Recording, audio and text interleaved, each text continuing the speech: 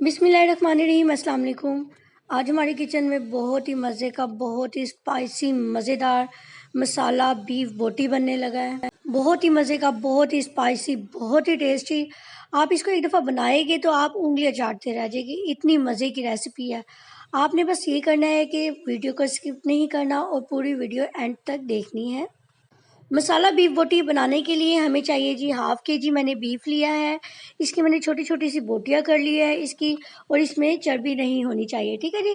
चर्बी नहीं होगी और इस साइज़ में बोटी होनी चाहिए। हमने देखिए छोटी छोटी बोटियां कर ली है, क्योंकि जितनी अच्छी छोटी बोटी होगी उतनी अच्छी तरह से ये गल जाएगी। 1/2 कप मैंने लिए है जी दही का, गाढ़ा दही है।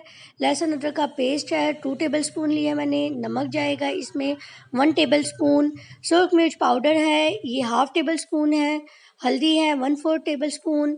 कुटी हुई मिर्चें हैं सुरख 1/2 टेबलस्पून है ये भी। ये तमाम चीज़ें हैं, और इसमें जो अहम चीज़ है वो है जी ज़ीरा, ये भी 1/2 टेबलस्पून है। काली मिर्च का पाउडर जाएगा 1/4 टेबलस्पून है जी। ये है जी कचरी पाउडर, ये 1/2 टेबलस्पून है। कचरी पाउडर आम स्टोर से आपको मिल जाएगा। ये गोश्त को गलाने में बहुत अहम किरदार अदा करता है, क्योंकि हम आम तौर पे जो गोश्त है वो प्रेशर में गलाते हैं, लेकिन कचरी पाउडर डालने की वजह से ये बहुत जल्दी गल जाएगा गोश्त। अगर आपके पास कचरी पाउडर नहीं है तो आप कच्चा पपीता भी बाज़ार से ले सकते हैं, उसका पेस्ट बना के वो 1 टेबलस्पून इसमें डाल सकते हैं। ये है जी आम ज़र्दा रंग, येलो फूड कलर, मतलब ये 1/4 टेबलस्पून है। इसकी वजह से बहुत ही प्यारा मज़े का एक कलर आएगा, ठीक है जी।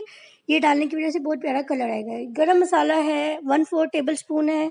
स्पाइसेस की जो क्वांटिटी है वो बिल्कुल परफेक्ट है, आप कम या ज़्यादा कर सकते हैं, क्योंकि ये स्पाइसी बनाना है इसीलिए हमने इसमें मसाला थोड़ा सा ज़्यादा डाला है।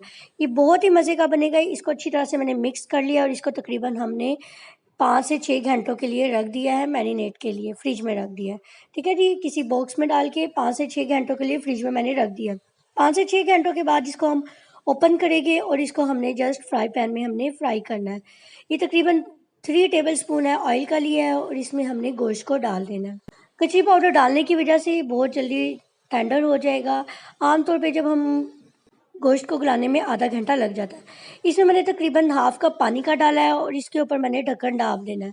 और बहुत ही ख्याल रखना है जो आंच है वो बिल्कुल लाइट हो, बहुत ज़्यादा ना हो। आधे घंटे के बाद ये देखिए बिल्कुल पक चुका है, ये इसका पानी बिल्कुल खुश्क हो चुका है, और मसाला इतना अच्छा बना है, और अच्छी तरह से ये देखिए हमारी बोटी गल चुकी है। बहुत ज़्यादा गर्म थी इसीलिए मुझसे अच्छी तरह से टूट नहीं पाई।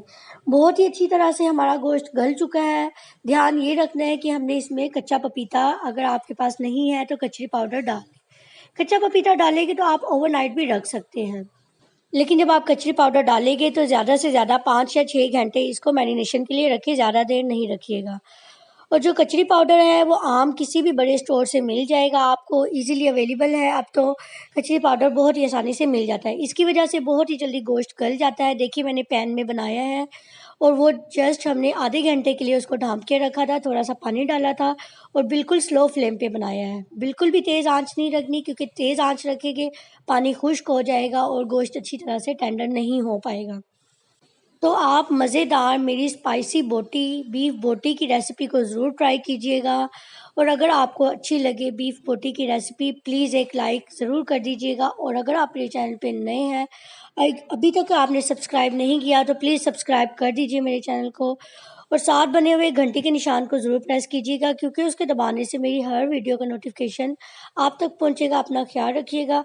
और अगर आपको किसी वीडियो की फरमाइश है, कोई रेसिपी आप चाहते हैं कि आप मुझसे बनवाना चाहते हैं, तो प्लीज़ आप कमेंट सेक्शन में बताएं। मैं आपकी फरमाइश जल्दी से जल्दी पूरी करूँगी। अपना ख्याल रखिएगा। अल्लाह हाफिज़।